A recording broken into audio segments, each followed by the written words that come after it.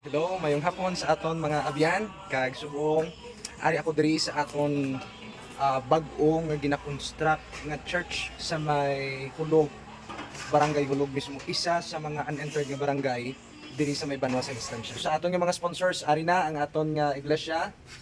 From there, padayon ang aton nga pag-atop. Kung niyo makita, ang aton nga atop amat-amat na hilob sa aton nga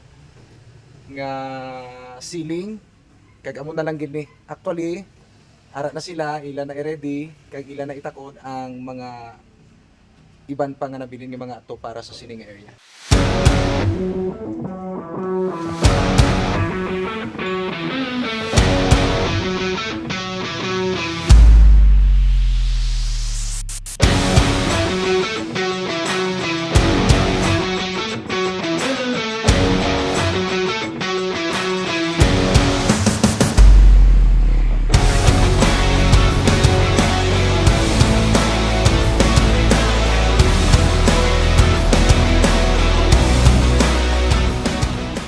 Ari kita sa babaw sa ating church.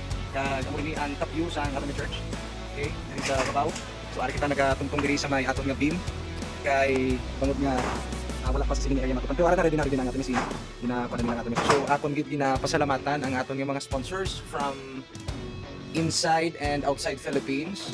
Labi na gid sa aton nga mga administrators sa Central Philippine Union Conference nga ginapanguluhan ni Pastor Joe Berliso, kag ang aton nga mga administrators diri sa West Visayan Conference nga ginapanguluhan ni Pastor Kerry Estrevilla. Once again, thank you so much sa tanan nga mga sponsors, kag sa tanan nga mga kauturan nga nagbulig, sa tanan nga mga kauturan nga naghatag sa ilang nga time kag effort, and especially sa tanan nga mga kauturan nga nagabulig sa amon pangamuyo para matigayon ang inyong mismo nga iglesia. Salamat man syempre sa donate naton, wala sa iban kundi ang panimalay ni Elder Abner Panes, kaupod sa iyang asawa, Sister Emeline Panes, sa pagdonar sa aton sa binapit nga duta.